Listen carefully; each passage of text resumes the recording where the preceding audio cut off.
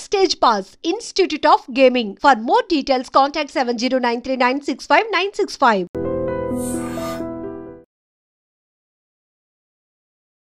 Welcome to iDream media. So జనరల్గా ఏంటంటే endoscopy colonoscopy ఇలా చెప్తూ ఉంటారు కదా, అంతేకాదు లివర్ బాగుందో లేదో తెలుసుకోవడానికి కూడా రకరకాల టెస్టులు చెప్తూ ఉంటారు. ఇవి నిజంగానే మనకు అవసరమా? పొట్ట బాగుందో లేదో తెలుసుకోవాలంటే అసలు ఏ ఏజ్ నుంచి మనం టెస్టులు చేయించుకోవాల్సిన అవసరం ఉంటుంది? ఎందుకు గట్ హెల్త్ ప్రాబ్లమ్స్ అనేవి అంతగా వస్తూ ఉన్నాయి? సో దీని గురించి పూర్తి వివరాలు తెలుసుకుందాం. ఈరోజు మనతో పాటు ఉన్నారు ప్రముఖ gastro enterologist and hepatologist doctor Jatin గారు. డాక్టర్ గారు నమస్తే అండి. నమస్తే.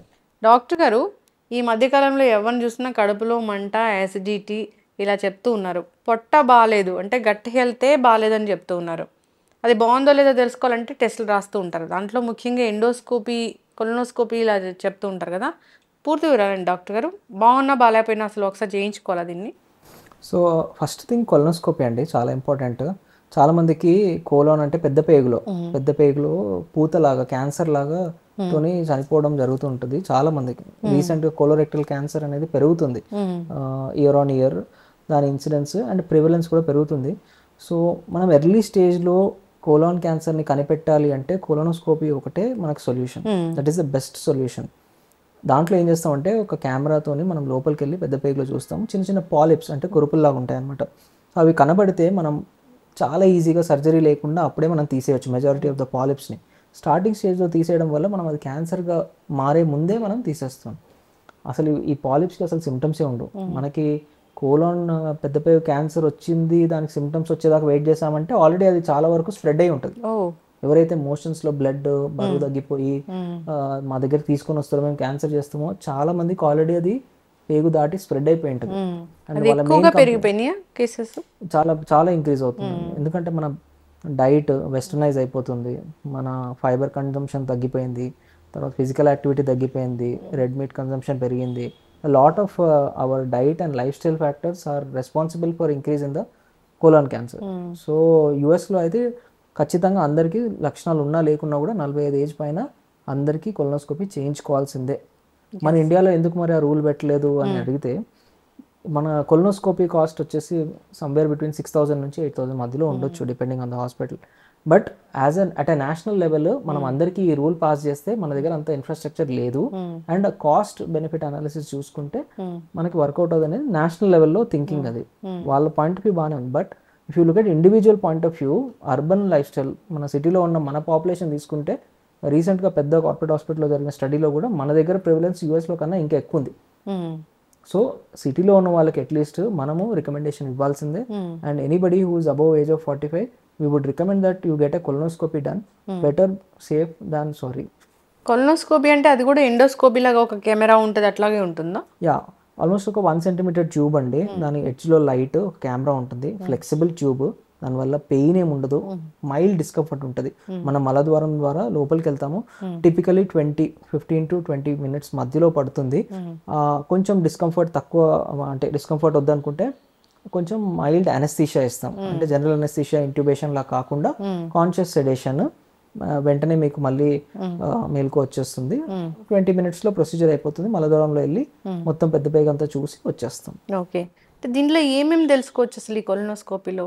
యా, సో కొలనోస్కోపీలో మనకి పెద్ద పేగులో అల్సర్ ఉన్నా, క్యాన్సర్ యొక్క స్టార్టింగ్ స్టేజ్ పాలిప్ ఇందాక చెప్పినట్లు, అలా కాకుండా కొన్ని డైవర్టికులైటిస్ అంటాం, అంటే మనం అవుట్ పోచింగ్స్ ఏమైనా ఉన్నా, లేకపోతే ఎలాంటి డిసీజెస్ ఉన్నా కూడా, ఇన్ఫెక్షన్స్ ఉన్నా కూడా, ఇన్ఫ్లమేటరీ బవల్ డిసీజ్ ఐబిడి అంటాం, అల్సరేటివ్ కొలైటిస్ కానీ, క్రాన్స్ కానీ విని ఉంటారు. ఎటువంటి డిసీజ్ అయినా కూడా మనం డైరెక్ట్గా కెమెరాతో లోపలికి వెళ్తేనే తెలుస్తుంది.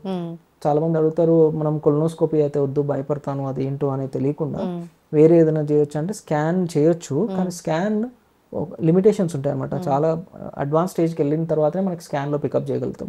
ఎర్లీ స్టేజ్లో డయాగ్నోస్ చేయాలి, అక్యురేట్గా చేయాలంటే కొలనోస్కోపీయే the best. Colonoscopy only test కోసమేనా, ట్రీట్మెంట్ కోసం కూడా వాడతామా? Yes, very important.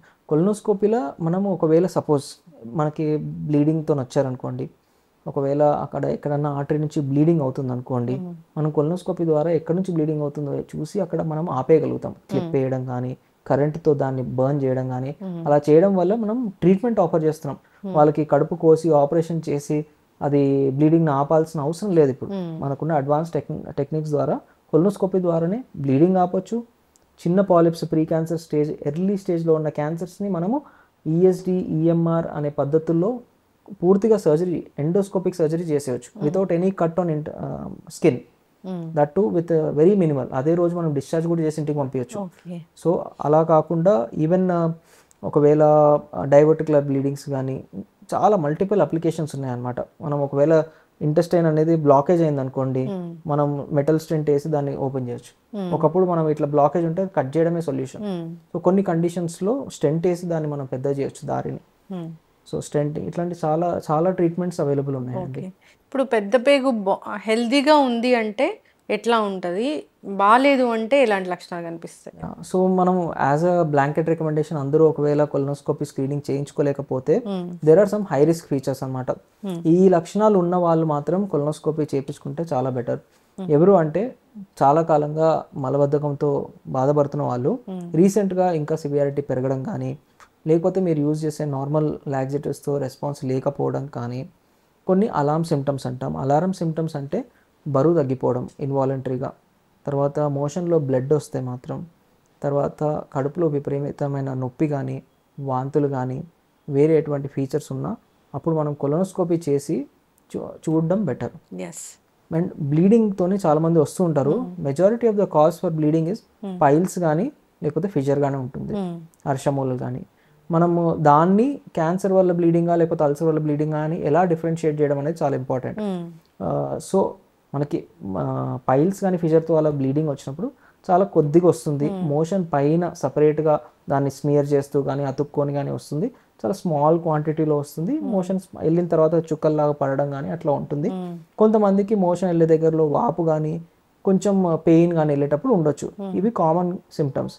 కానీ ఒకవేళ బ్లడ్ అనేది మోషన్తో మిక్స్ అయ్యి రావడం కానీ, హెవీ క్వాంటిటీలో రావడం కానీ, నేను ఇందాక చెప్పినట్టు వెయిట్ లాస్ కానీ, పెయిన్ అబ్డమెన్ ఉంటే అప్పుడు మనం ఇన్ డీటెయిల్ ఎవాల్యుయేట్ చేయాలి. క్యాన్సర్ కానీ ఐబిడి కానీ ఉందా అనేది చెక్ చేసుకోవాల్సిన అవసరం ఉంటుంది. సో ఈ స్టూల్ కలర్ చేంజ్ అయినా, బ్లాక్గా వస్తున్న, బ్లీడ్తో ఉన్నా కానీ ఒకసారి డాక్టర్ని సంప్రదించడం అనేది ఖచ్చితంగా అవసరమే. చాలామంది అంటే అసలు ఇది క్రానిక్ స్టేజే కదా డాక్టర్ గారు. ఇప్పుడు మోషన్లో బ్లడ్ వస్తుందంటే వాళ్ళు ఒక సెకండ్ స్టేజ్, థర్డ్ స్టేజ్కో వెళ్ళినట్లేగా.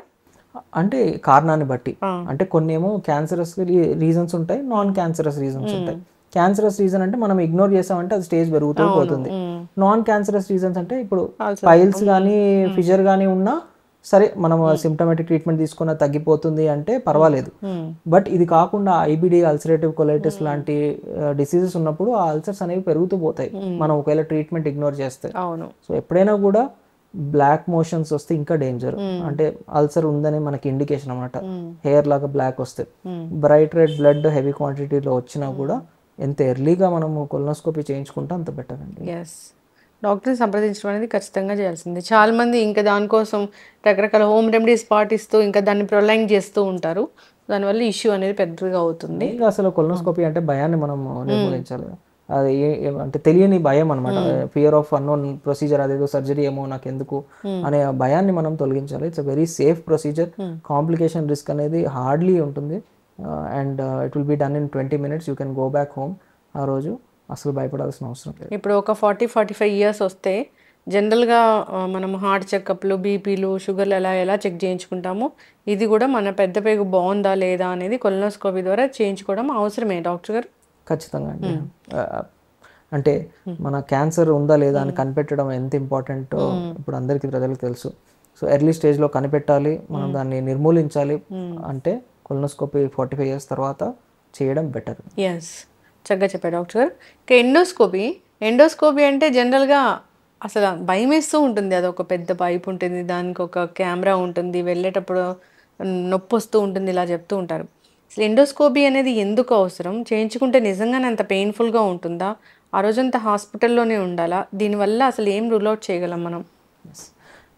ఎండోస్కోపీ కూడా చాలా ఇంపార్టెంట్ టెస్ట్ అండి. సో ఎవిడెన్స్ బేస్డ్ ప్రాక్టీస్ అంటాం. మనం ఏంటంటే మీకున్న లక్షణాలకి అంచనా వేసి మీకు అల్సర్ ఉండొచ్చు, మీకు గ్యాస్ట్రైటిస్ ఉండొచ్చు, మీకు గర్డ్ ఉండొచ్చు అని ట్రీట్మెంట్ అనేది మైల్డ్ సిమ్టమ్స్ ఉన్న వాళ్ళకి స్టార్టింగ్లో ఇస్తాం సరే. కానీ సిమ్టమ్స్ రెస్పాండ్ అవ్వట్లేదు అంటే మనం ఏంటి దాని రూట్ కాజ్ అనేది ఐడెంటిఫై చేయాలి. దానికి ఎండోస్కోపీ ఈజ్ వెరీ ఇంపార్టెంట్. ఎండోస్కోపీలో ఏం చేస్తామంటే మన నోటి ద్వారా మనం ఫుడ్ వెళ్ళే దారిలోనే మన గొంతులోంచి అన్నవాహికలోకి స్టమక్ వరకు చిన్న పేగు యొక్క మొదటి భాగం వరకు డియోడినం వరకు చూడగలుగుతాం. సో ఇందులో ఇది యూజువలీ 10 minutes పడుతుంది. అండ్ మత్తు మందు అనేది కొంతమందికే ఇస్తాము. చాలామంది వితౌట్ సెడేషన్ కూడా బాగానే టాలరేట్ చేయగలుగుతారు. లోకల్ అనస్థీషియా స్ప్రే చేస్తాం అనమాట. ఆ లోకల్ అనస్థీషియా స్ప్రే చేయడం వల్ల గొంతు మొద్దుబారిపోతుంది. అలా చేయడం వల్ల మనము ఈజీగా చేయగలుగుతాం. లేదు మనకి డిస్కంఫర్ట్ అసలే వద్దు అనుకుంటే మనం షార్ట్ సెడేషన్ తీసుకోవచ్చు. దీనికి ఎండోస్కోపీకి అసలు అడ్మిషన్ అవసరం లేదు. ఓపీడీ బేసిస్లో చేస్తాము. వెంటనే మీరు వెళ్ళిపోవచ్చు. ఒకవేళ మీరు ఆ రోజు మత్తు కనుక తీసుకున్నారనుకోండి, ఆ పావు గంటలో మీరు మళ్ళీ మేలుకు వచ్చేస్తుంది. కానీ ఆ రోజు మీరు డ్రైవింగ్ చేయకూడదు. యూ హ్యావ్ టు, మీరు ఎవరైనా తోడు తీసుకొని రావాలి.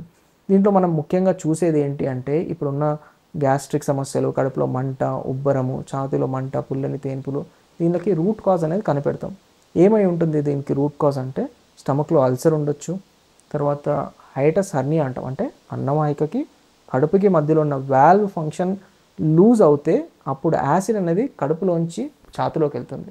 దీనివల్ల ఛాతిలో మంట రావడం, ఛాతిలో నొప్పి రావడం, చాలామంది ఇది గుండె జబ్బేమో అనుకొని కార్డియాలజిస్ట్ దగ్గరికి వెళ్ళడం, వాళ్ళు టెస్టులు చేసి లేదని మా దగ్గర పంపించడం చేస్తుంటారు. హర్నియా ఉందా, అల్సర్ ఉందా, తర్వాత హెచ్ పైలోరీ అంటే హెలికోబ్యాక్టర్ పైలోరీ అనే ఒక బ్యాక్టీరియల్ ఇన్ఫెక్షన్. ఇది చాలా కామన్గా ఉంటుంది. Almost 40-50% prevalence. అంటే మనం అందరిలో టెస్ట్ చేస్తే ప్రతి రెండో వ్యక్తిలో కూడా ఉండొచ్చు. కానీ అందరికీ మనం చెక్ చేయాల్సిన అవసరం లేదు. బట్ అట్లీస్ట్ లక్షణాలు ఉన్న వాళ్ళకి, ఫ్యామిలీ హిస్టరీలో ఎవరికన్నా కడుపు క్యాన్సర్ ఉన్న వాళ్ళకి చేయించడం చాలా ఇంపార్టెంట్ అండి. పెద్ద వయసులో ఉన్న వాళ్ళకి, రీసెంట్ చేంజ్ అయిన సిమ్టమ్స్, గ్యాస్ట్రిక్ సిమ్టమ్స్ మీకు తగ్గట్లేదు అనుకుంటే చేస్తే చాలా కేసెస్లో క్యాన్సర్ని ఎర్లీ స్టేజ్లో కనిపెట్టగలిగాం, అల్సర్ని కనిపెట్టి దాని ట్రీట్మెంట్ ఇవ్వగలిగాం, బ్యాక్టీరియాని కనిపెట్టి దానికి మనం ఒక యాంటీబ్యాక్టీరియల్ కోర్స్ ఇచ్చేస్తే కంప్లీట్గా కిల్ చేయడం వల్ల చాలా వరకు రెస్పాన్స్ ఉంటుంది. అండ్ ఈ బ్యాక్టీరియా ఎందుకు ఇంపార్టెంట్ అంటే కొంత పాపులేషన్లో ఇది క్యాన్సర్కి కూడా కాంట్రిబ్యూట్ చేస్తుంది. సో ఈ బ్యాక్టీరియా ఎరిడికేట్ చేయడం వల్ల క్యాన్సర్ రిస్క్ అనేది మనం తగ్గించగలుగుతాం. ఎస్, చక్కగా చెప్పారు డాక్టర్ గారు. హెచ్ పైలోరీ అనేది మనం మోస్ట్ కామన్గా వింటాం కదా, ట్రీట్మెంట్ ఈజీ అయినా డాక్టర్ గారు? అది ఏం లేదండి, ఒక 2 weeks యాంటీబయాటిక్స్ అంతే. కాకపోతే మనము ఎంపెరిక్ ఇవ్వలేము. అంటే టెస్ట్ చేయకుండా సుమారుగా అనవసరంగా యాంటీబయాటిక్స్ ఇవ్వడం అనేది it should not be done. దీనికనే కాదు, ఏ దానికి కూడా మనం యాంటీబయాటిక్స్ అనేది ఓవర్ యూస్ చేయడం వల్ల మన కడుపులో ఉన్న బ్యాక్టీరియా చనిపోవడమే కాకుండా ఫ్యూచర్లో మనకి ఇన్ఫెక్షన్స్ వస్తే రెసిస్టెన్స్ అనేది పెరుగుతుంది. అన్నెసెసరీ యాంటీబయాటిక్ యూజ్ చేయడం వల్ల ఈ రెసిస్టెన్స్ వల్ల మన ఫ్యూచర్లో యాక్చువల్లీ అవసరం పడినప్పుడు మీరు మందులు తీసుకుంటే పని చేయకపోవచ్చు. సో యాంటీబయాటిక్ రొటీన్ యూజ్ అనేది అవాయిడ్ చేయాలి. నిజంగా బ్యాక్టీరియా ఉందని మనం ఎండోస్కోపీలో నిర్ధారించుకోగలిగితే జస్ట్ ఒక 2 weeks 3 tablets morning, 3 tablets evening 2 weeks తీసుకుంటే మంచి ఎరాడికేషన్ రేట్ ఉంది. కాకపోతే హెచ్ పైలోరీతో ఇంకో ప్రాబ్లం ఏంటంటే రీఇన్ఫెక్షన్ రేట్ ఎక్కువ ఉంది. అంటే మళ్ళీ కూడా ఇన్ఫెక్ట్ అవ్వచ్చు. ఎందుకు వస్తుంది అంటే contaminated water and contaminated food. So మనం ఎక్కడ బయటకు వెళ్ళినప్పుడు కూడా ఎస్పెషల్లీ ఇట్లాంటి ఇన్ఫెక్షన్ వల్ల ఇబ్బంది కలిగిన వాళ్ళకి, ట్రీట్మెంట్ తీసుకున్న వాళ్ళకి మళ్ళీ రాకుండా ఉండాలి అంటే మీరు వాటర్ అనేది ఆరో మాత్రమే, లేకపోతే బాటిల్ వాటర్ మాత్రమే తీసుకోవడము, అన్హైజీనిక్ ప్లేసెస్లో తినకుండా ఉండడం, ఇంట్లో కూడా ఓన్లీ ఆరో వాటర్ కన్జ్యూమ్ చేయడం, ఇట్లాంటి ప్రికాషన్స్ తీసుకోవడం వల్ల ప్రివెంట్ చేయగలుగుతాం. ఓకే, చక్కగా చెప్పారు డాక్టర్ గారు. సో ఇది కూడా మనము ఒక 40 years ఆఫ్ ఏజ్లో అంటే ఏదైనా లక్షణాలు ఉంటే చేయించుకోవాలా, లేదంటే నార్మల్గానే టెస్ట్ చేయించుకోవాలి? సో కొలనోస్కోపీ అయితే లక్షణాలు ఉన్నా లేకున్నా 45-50 years దాటిన వాళ్ళకైతే ఖచ్చితంగా చేసుకోమని రికమెండ్ చేస్తాను. కానీ ఎండోస్కోపీ అందరికీ రికమెండ్ చేయలేనండి. కొన్ని areas of the world, for example జపాన్లో ఏంటంటే గ్యాస్ట్రిక్ క్యాన్సర్ ప్రివిలెన్స్ చాలా ఎక్కువ అనమాట. సో ఆ పాపులేషన్లో మనం ఎండోస్కోపీ అందరికీ యాజ్ అ స్క్రీనింగ్ మొడాలిటీ వాళ్ళు రికమెండ్ చేశారు. బట్ యాజ్ ఆఫ్ నో మన ఇండియాలో కోలాన్ క్యాన్సర్కి ఉన్నంత ప్రివిలెన్స్ గ్యాస్ట్రిక్ క్యాన్సర్కి అంత లేదు. సో అట్ దిస్ పాయింట్ మేము రొటీన్గా అయితే రికమెండ్ చేయము. బట్ ఎస్, గ్యాస్ట్రిక్ సమస్యలు ఉన్నవాళ్ళు, పెద్ద వయసులో ఉన్నవాళ్ళు, తర్వాత అలామ్ సిమ్టమ్స్ ఎట్లాంటివి అంటే బ్లడ్ వామిటింగ్స్ కానీ, బ్లాక్ మోషన్స్ కానీ, తర్వాత మింగడంలో ఇబ్బంది అంటే ఫుడ్ ఆగిపోవడం కానీ, మింగలేకపోతున్నాము, తర్వాత విపరీతమైన కడుపు నొప్పి, బరువు తగ్గిపోతున్నాము అన్నప్పుడు మనకి డౌట్ అనేది క్యాన్సర్ ఆర్ అల్సర్కి చాలా హై ఉంటుంది. అలాంటి వాళ్ళకి ట్రీట్మెంట్ మన సింపుల్ గ్యాస్ట్రిక్ మెడికేషన్స్ ఇంప్రూవ్ కాని వాళ్ళు ఎండోస్కోపీ చేయించమని రికమెండ్ చేస్తాం. చక్కగా చెప్పారు డాక్టర్ గారు. అయితే ఇప్పుడు మనం లివర్ ఇష్యూస్ అనేది కూడా బాగా చూస్తూ ఉన్నాము. ఈ లివర్ బాగుందో లేదో తెలుసుకోవాలంటే ఒక బ్లడ్ టెస్ట్ సరిపోతుందా, దానికి స్కాన్ అనేది అవసరమా? సో చాలా ఇంపార్టెంట్ అండి. Liver health is very important, one of the most important organ of our body. మనం చాలా ఇంపార్టెన్స్ హార్ట్కి ఇస్తాం, కానీ liver performs more than 500 functions. And liver హెల్తీగా ఉంచుకోవడం ఎంత ఇంపార్టెంట్ అంటే దాని 80% 90% డ్యామేజ్ అయ్యేంత వరకు మీకు అసలు ఎటువంటి లక్షణాలు ఉండవు. అండ్ చాలామందికి అవేర్నెస్ కూడా లేదు అసలు లివర్ని ఎలా కాపాడుకోవాలనేది. ముఖ్యంగా మన లివర్ ఖరాబ్ అవ్వడానికి మెయిన్ కారణాలు చూసుకుంటే ఆల్కహాల్ ఫస్ట్ కారణం, second fatty liver, third viral hepatitis. మనం రీసెంట్గా వరల్డ్ హెపటైటిస్ డే సెలబ్రేట్ చేసుకున్నాం. సో ఈ 3 చూసుకుంటే ఎవరైతే ఎక్కువ ఆల్కహాల్ కన్జ్యూమ్ చేస్తున్నారో, బాగా ఊబకాయంతో సఫర్ అవుతున్న వాళ్ళు, obesity, cholesterol, diabetes, heart disease ఉన్న వాళ్ళు, వీళ్ళు అల్ట్రాసౌండ్ ఖచ్చితంగా చేయించుకోవాలండి. అల్ట్రాసౌండ్ సింపుల్ టెస్ట్, అందరూ మనం రొటీన్ యాన్యువల్ హెల్త్ చెకప్లో చేసుకునేదే. దాంట్లో ఫ్యాటీ లివర్ అని చూస్తారు, కానీ చాలామంది ఫ్యాటీ లివర్ అందరికీ ఉంటుందని ఇగ్నోర్ చేస్తారు. అలా ఇగ్నోర్ చేయకుండా దానికి ఫర్దర్గా మనం ఇంకొక 2 టెస్టులు రికమెండ్ చేస్తాం. ఏంటంటే ఒకటి లివర్ ఫంక్షన్ టెస్ట్, మనం ఆల్రెడీ ప్యాకేజ్లో ఉంటుంది. బిలిరూబిన్, AST, ALT అండ్ ఈ వాల్యూస్ అనేవి ఒకవేళ అబ్నార్మల్ ఉన్నాయనుకోండి, ఖచ్చితంగా మీరు గ్యాస్ట్రోంట్రాలజిస్ట్ కానీ హెపటాలజిస్ట్ కానీ కన్సల్ట్ చేయాలి. అండ్ వీళ్ళకి మేము ఏం చేస్తామంటే ఫైబ్రో స్కాన్ అని ఒక అడ్వాన్స్ స్కాన్ చెప్తాం. సో ఆల్కహాల్ తీసుకున్న వాళ్ళు కానీ, ఊబకాయం, కొలెస్ట్రాల్, షుగర్ వ్యాధులతో బాధపడుతున్న వాళ్ళు అల్ట్రాసౌండ్ చేసినప్పుడు ఫ్యాటీ లివర్ అని తెలిసినప్పుడు liver function test and fibro scan చేసుకుంటే బెటర్ అండి. లివర్ ఫంక్షన్ టెస్ట్లో బిలిరూబిన్ కానీ AST, ALT లెవెల్స్ అబ్నార్మల్ ఉంటే మీకు మెడికేషన్ ఇవ్వాల్సిన అవసరం ఉంటుంది.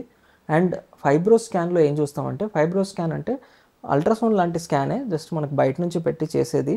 దాంట్లో 2 వాల్యూస్ వస్తాయి. ఒకటి క్యాప్ స్కోర్, అంటే మనం లివర్లో ఎంత మోతాదులో ఫ్యాట్ డిపాజిట్ అయింది అనే దాన్ని బట్టి అక్యురేట్ స్టేజింగ్ ఉంటుంది. అల్ట్రాసౌండ్లో ఇచ్చే గ్రేడ్ 1, గ్రేడ్ 2 అనేది ఇంపార్టెంట్ కాదు, అది అక్యురేట్ కూడా కాదు.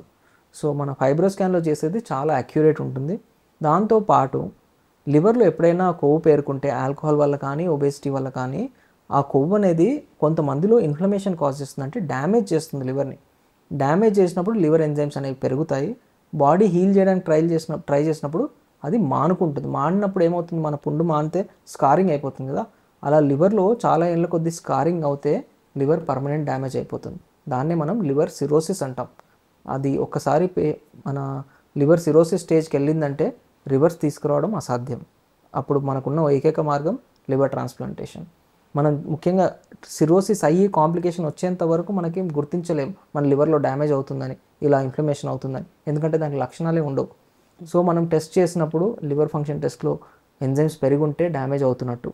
ఫైబ్రో స్కాన్లో ఈ LSM వాల్యూ, అంటే ఫైబ్రోసిస్ ఎంత అయింది అనేది ఎంత మోతాదులో ఉందో చెప్తుంది. అందులో ఒకవేళ high grade fibrosis F2, F3 fibrosis ఉంది అంటే వీళ్ళకి మనం ఖచ్చితంగా లైఫ్ స్టైల్ చేంజెస్తో పాటు మందులు ఇవ్వడం వల్ల రివర్స్ చేయగలుగుతాం. సో మీ లివర్ని మనము ఫ్యూచర్ రిస్క్ ఎంత, రివర్సిబిలిటీ ఎంత ఉంది, ఎంత తీవ్రతలో డ్యామేజ్ అయింది, స్టేజింగ్ గ్రేడింగ్ చేయాలంటే ఫైబ్రో స్కాన్ అనే వెరీ సింపుల్ టెస్ట్ ద్వారా మీరు చేసుకోవచ్చు. తర్వాత లివర్ ఫంక్షన్ టెస్ట్. ఎస్, ఖచ్చితంగా డాక్టర్ గారు చాలా చక్కగా చెప్పారండి. Endoscopy, colonoscopy, liver function test గురించి, దానికి ఉన్న ఎలాంటి స్కాన్స్ ఉన్నాయి అనే దాని గురించి, ఆ స్కాన్స్ ద్వారా మనం ఎలాంటివి మనం రూల్ అవుట్ చేయొచ్చు, ఏం కనుక్కోవచ్చు అనేది.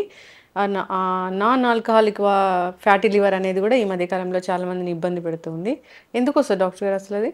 సో ఆల్కహాల్ తీసుకోకున్నా కూడా యాక్చువల్లీ చాలా మందికి లివర్ సిరోసిస్సే కాకుండా లివర్ క్యాన్సర్ కూడా డెవలప్ అవుతుంది without even going in to cirrhosis stage.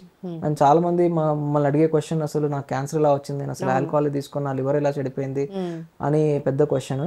చాలా మంది ఏంటంటే ఒబేసిటీని ఇగ్నోర్ చేస్తారు, ఎస్పెషల్లీ సెంట్రల్ ఒబేసిటీ ఉన్న వాళ్ళు, బాగా కొలెస్ట్రాల్ లెవెల్స్ ఎక్కువ ఉన్న వాళ్ళు. లివర్లో ఏమవుతుందంటే ఫ్యాట్ డిపాజిట్ అవుతుంది. ఆ ఫ్యాట్ అనేది మనకి ఫారెన్ బాడీ లాగా మన బాడీ ట్రీట్ చేసి ఇన్ఫ్లమేషన్ అవ్వడం వల్ల లివర్ అనేది సిమిలర్ మేనర్లో డ్యామేజ్ అయిపోతుంది. ఎందుకు వస్తుంది అంటే, ఒకటి మన unhealthy dietary habits, sedentary life style, lack of physical activity and high consumption of processed food. So ఇవే ముఖ్య కారణాలు. కొంతమంది లావు లేని వాళ్ళు కూడా ఫ్యాటీ లివర్ రావచ్చు. వీళ్ళల్లో ఏంటంటే కొన్ని జెనెటిక్ రిస్క్ ఫ్యాక్టర్స్ ఉన్నాయన్నమాట. PNPLA3 జెనెటిక్ మ్యూటేషన్ అని, అలాంటి కొన్ని స్పెసిఫిక్ కండిషన్స్ ఉన్నాయి. దానివల్ల వాళ్ళు పాపం సన్నగా ఉన్నా, ఫిజికల్ యాక్టివిటీ బాగున్నా కూడా వాళ్ళ జెనెటిక్ ప్రిడిస్పోజిషన్ వల్ల ఆ ఫ్యాట్ అనేది మన వేరే ఆర్గన్స్కి యూటిలైజేషన్ కోసం పంపించాల్సింది పంపకుండా లివర్లోనే డిపాజిట్ చేసుకుంటూ ఉంటుంది మన లివర్. అదొక డిఫెక్ట్. సో అన్ఫార్చునేట్లీ వాళ్ళకి ఇంకా రిస్క్ ఎక్కువ ఉంటుంది. వాళ్ళకి కొన్ని ఇప్పుడు కొత్తగా చాలా మంచి మెడికేషన్స్ అప్రూవ్ అయ్యాయి and we are able to reverse fibrosis also. So early స్టేజ్లో మనం కనిపెట్టగలిగితే డెఫినెట్గా మంచి ట్రీట్మెంట్ ప్రొవైడ్ చేయగలుగుతాం. ఇప్పుడు పొట్టలో అల్సర్స్ ఉన్నాయన్నా కానీ దాన్ని కూడా అంటే మెడిసిన్స్తో తగ్గించవచ్చా డాక్టర్ గారు? దానికి ఏమైనా ట్రీట్మెంట్ అనేది? డెఫినెట్గా ఇప్పుడు ఒకప్పుడు తీసుకుంటే అంటే 2-3 decades back most common surgery మన జనరల్ సర్జన్స్ చేసేదంటే ఈ అల్సర్ రిలేటెడ్ కాంప్లికేషన్ అంటే బ్లీడింగ్ పెప్టిక్ అల్సర్ కానీ పర్ఫోరేటెడ్ పెప్టిక్ అల్సర్ కానీ దీనికి చాలా కామన్గా సర్జరీలు అవుతూ ఉండేది. కానీ ఇప్పుడు తీసుకుంటే అసలు సర్జరీలు అనేవి మొత్తం తగ్గిపోయినాయి. ఇప్పుడు హార్డ్లీ ఎనీ సర్జరీస్ చూస్తున్నాం అల్సర్ రిలేటెడ్ కాంప్లికేషన్. ఎందుకు అంటే wide spread awareness, availability of antacids, కొంచెం ఇబ్బంది ఉన్నా కూడా మనం గ్యాస్ట్రోంట్రాలజిస్ట్ దగ్గరికి వెళ్తున్నాము, రిలవెంట్ మెడిసిన్స్ తీసుకుంటున్నాం. సో అల్సర్ వల్ల వచ్చే కాంప్లికేషన్స్ సిగ్నిఫికెంట్గా తగ్గిపోయి very easy to cure. Unless bleeding అలా ఏమైనా ఉందంటే మనం ఇందాక చెప్పినట్టు ఎండోస్కోపీ ద్వారా ఆపరేషన్ లేకుండా బ్లీడింగ్ని కూడా మనం క్లిప్స్ ద్వారా కంట్రోల్ చేయొచ్చు, కరెంట్ ద్వారా కంట్రోల్ చేయొచ్చు. అండ్ అల్సర్ మానుకోవడం కూడా just 4 to 6 weeks antacids and healing medications ఇస్తే పూర్తిగా హీల్ అయిపోతుంది. చక్కగా చెప్పారు డాక్టర్ గారు. మనం ఈ గ్యాస్ట్రిక్ ఇష్యూస్కి సంబంధించి, లివర్కి సంబంధించి మనం ఈ సిరీస్ అనేది కంటిన్యూ చేద్దాము. ఎలాంటి టెస్ట్లు ఉన్నాయి, ఎట్లా ఉంటే మన హెల్త్ అనేది బాగుంటుంది, గట్ హెల్త్ ప్రాబ్లమ్స్ రాకుండా ఏం చేయాలి, ఇట్లాగా మాట్లాడుకుందాం. సిరీస్ కంటిన్యూ చేద్దాం. చాలా చక్కటి ఇన్ఫర్మేషన్ డాక్టర్ గారు, ధన్యవాదాలు. థ్యాంక్స్. Thank you.